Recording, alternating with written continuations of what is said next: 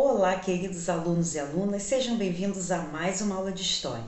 Eu sou a professora Bárbara Lisboa e estou loira com os cabelos curtos, vestindo uma blusa amarela estampada e o tema da nossa videoaula de hoje é a Segunda Guerra Mundial e os direitos humanos no século XX e XXI.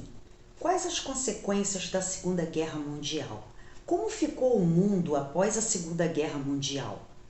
Que relação podemos estabelecer entre a Declaração Universal dos Direitos Humanos e a vitória dos aliados sobre os fascistas e nazistas?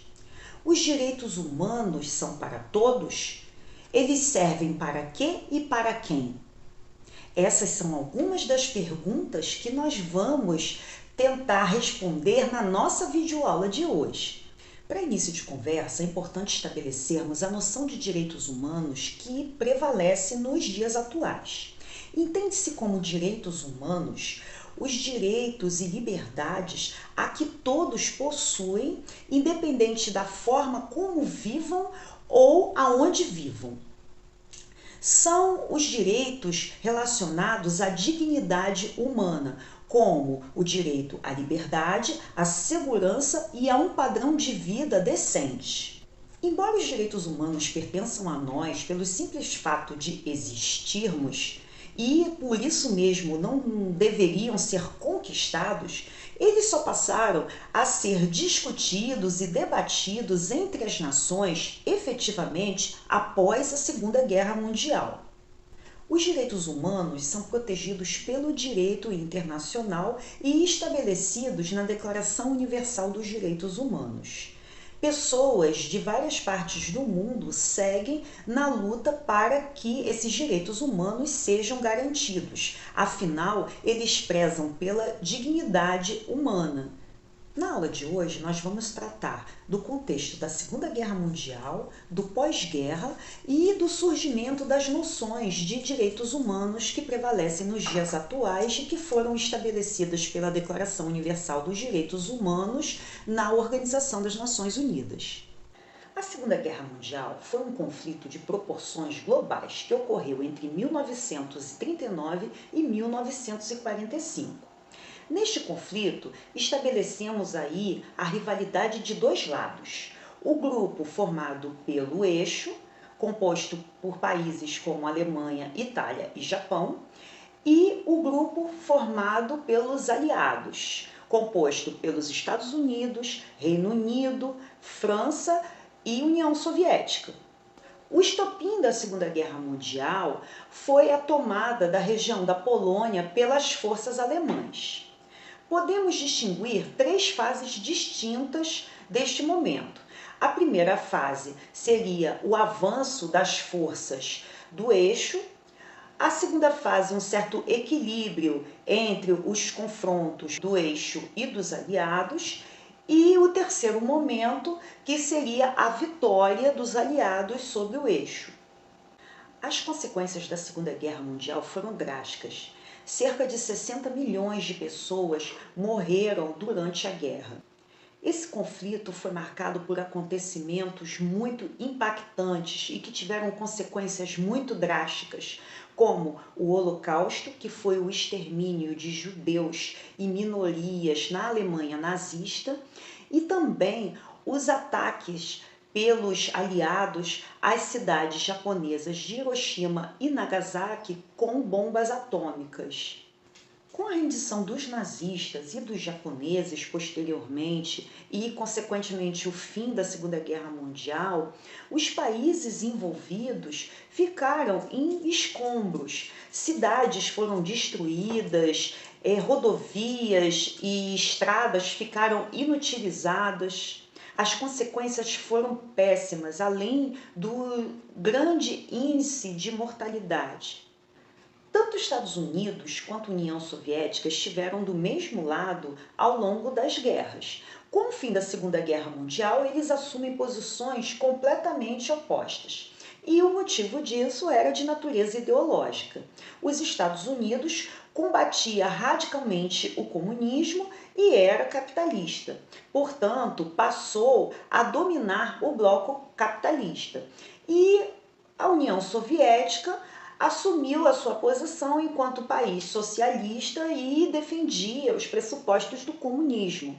Logo, assumiu como uma grande potência à frente dos países comunistas. Daí ocorre uma corrida armamentista e uma espécie de guerra não declarada nesse momento do pós-guerra, que ficou conhecido como Guerra Fria. Com o fim da Segunda Guerra Mundial, os países vencidos tiveram que pagar indenizações. Além disso, foi feita a chamada Conferência de Potsdam, onde foram criados tribunais para julgarem os crimes de guerra, como o Tribunal de Nuremberg, que julgou os nazistas, e também nessa conferência foi prevista a elaboração de uma instituição para que organizasse e tentasse estabelecer as relações diplomáticas no mundo e evitar futuros conflitos e estabelecer a paz. Nesse contexto, foi criada a ONU, a Organização das Nações Unidas. Aqui vemos a bandeira das Nações Unidas.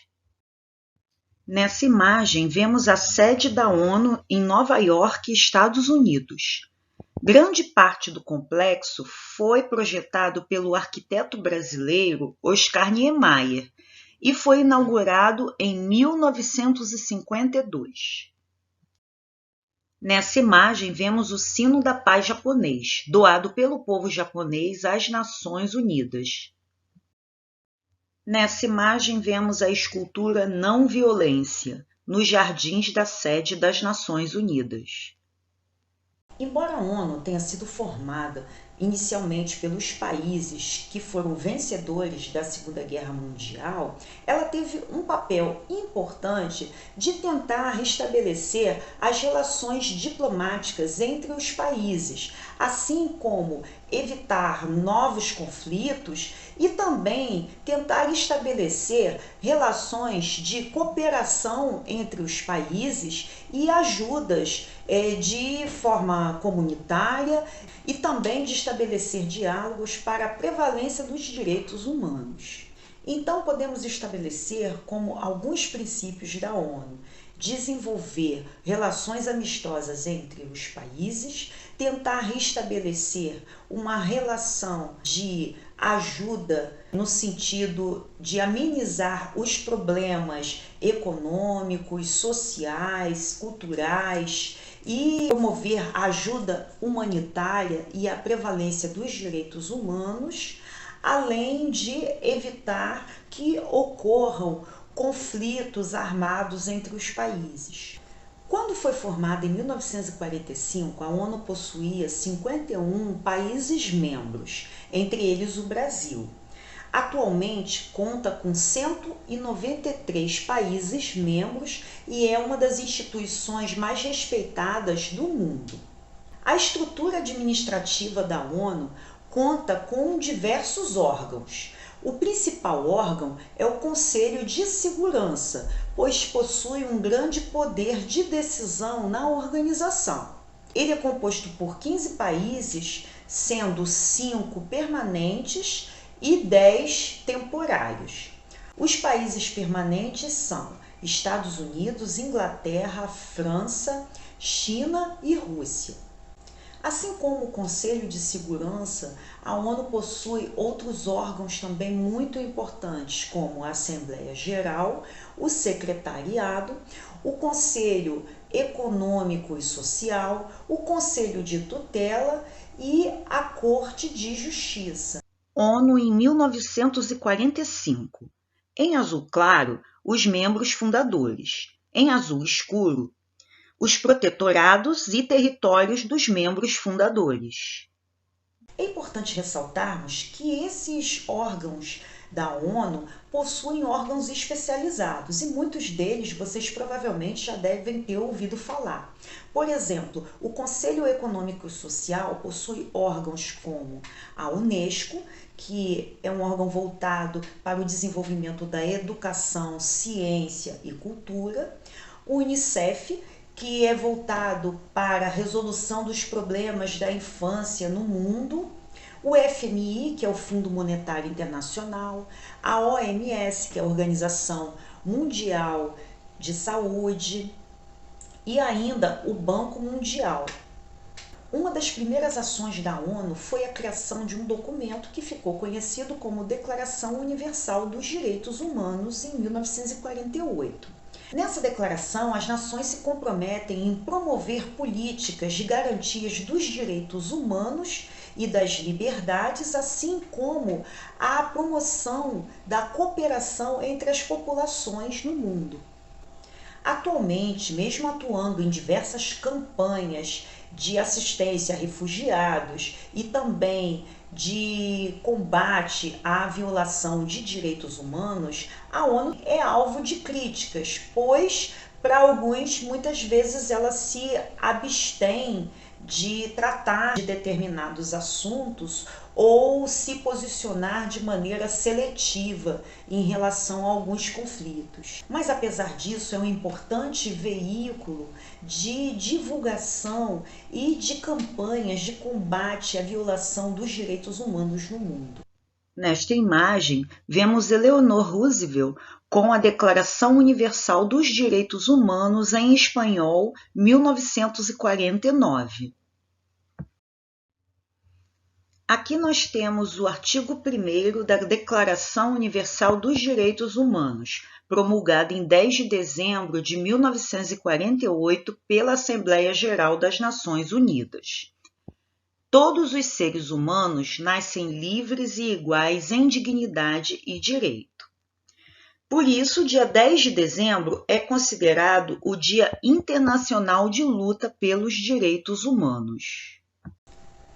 A Declaração Universal de Direitos Humanos, ela se tornou o documento base na luta pelos direitos humanos. Entre os seus principais artigos são estabelecidos algumas medidas como a garantia de liberdade, de segurança, direito à saúde, à dignidade, a proibição de qualquer forma de tortura, tratamento degradante, cruel ou escravidão. Portanto, se tornou um documento importantíssimo, principalmente nas relações internacionais, para que países possam atuar combatendo violações de direitos. As Nações Unidas têm representação fixa no Brasil desde 1947. E a atuação desses órgãos se fazem de diversas formas, sejam através de organizações não governamentais, de apoio a políticas públicas e até da iniciativa privada.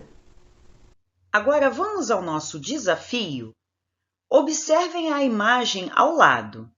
A Declaração Universal dos Direitos Humanos é o documento base da luta universal contra a opressão e a discriminação, que defende a igualdade e a dignidade das pessoas e reconhece que os direitos humanos e as liberdades fundamentais devem ser aplicados a cada cidadão do planeta. Podemos dizer que ainda hoje é possível existir situações que violem os direitos humanos? Identifique algumas dessas situações. Nossa videoaula vai ficando por aqui. E não deixem de acessar o nosso material Rio Educa com auxílio do seu professor ou da sua professora. E também não deixem de assistir às nossas próximas videoaulas. Até breve!